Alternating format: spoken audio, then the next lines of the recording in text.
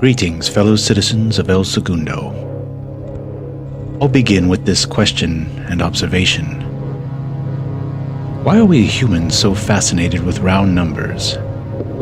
From anniversaries to dates of birthing, perhaps too much attention is on some even-numbered individuals, while some odd numbers go without. Very curious.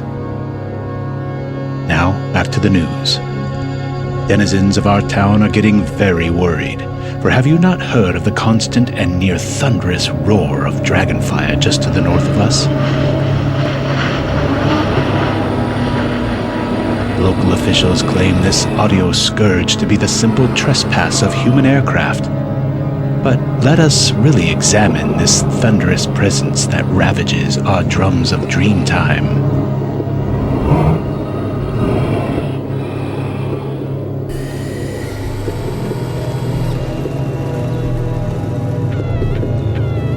According to resident and audio specialist Nancy Berggren, nothing of an Earth origin could make a sound of that scale, or that remotely resembles what we heard last Tuesday evening, and what, I fear, we will continue to hear. Perhaps it is too late. Perhaps we are all victims who shall ultimately submit to the dragon fire. I, for one, am very worried.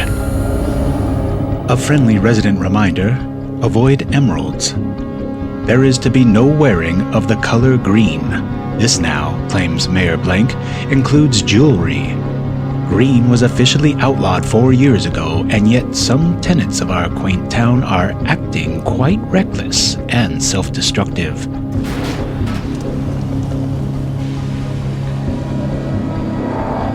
Be sure to log their likeliness in your standard-issued resident sketch pads, because, unless you are of the chloroplast persuasion, anyone wearing this offending color will be subjected to a very unnatural punishment. Remember, dear listeners, there is to be no wearing of the color green. Beware of green. More on this as it develops. In other news, the El Segundo Scout House has recently requested a human handyman to fix their front door and other issues that may not be entirely structural. Complaints of a mysterious pink shadow and other unnatural phenomenon have plagued the Scout House for months now.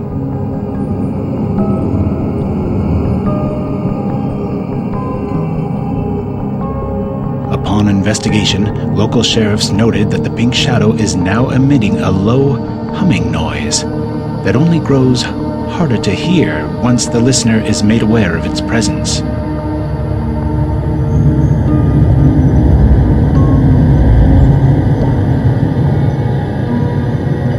Officials claim a twig of rosemary placed behind the left ear is all that is needed. I, for one, wear this accoutrement at all times.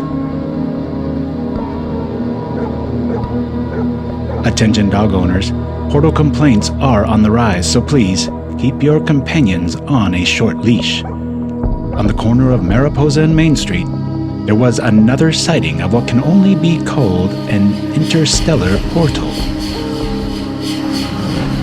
The portals always vary in size and are usually refrigerator-shaped, but the main similarity is their color, a dark cerulean blue that swirls into a black center.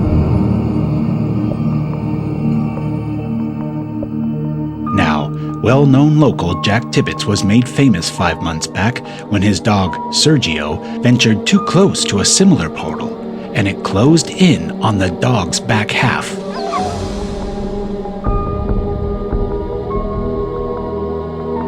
Amazingly, Sergio survived with no surgery and seems quite chipper, given the poor hound is now missing approximately 40% of its body. Mr. Tibbetts claims that after the initial shock of the event came to pass, he now enjoys his new canine companion more, mostly because he has no need of doggy bags. Opinions of Sergio's miraculous inner workings are a common topic at the local Blue Butterfly coffee shop, and make sure to try their new Sergio Swirl, a delectable combination of cinnamon and coffee served in a half cup. Crimes have been on the rise, so make sure to watch out for each other, my dear El Segundo Knights. The biggest spike in crime is surprisingly animal theft. 3 homeless unicorns from the Barrington Beach stable house just down the hill on Dockweiler Beach disappeared overnight. The animals' familiar beach sightings are a big boon for tourism, so let us stay alert and keep those hornless unicorns safe from those nefarious outsiders. Well, that's it for this Gundo Ghost.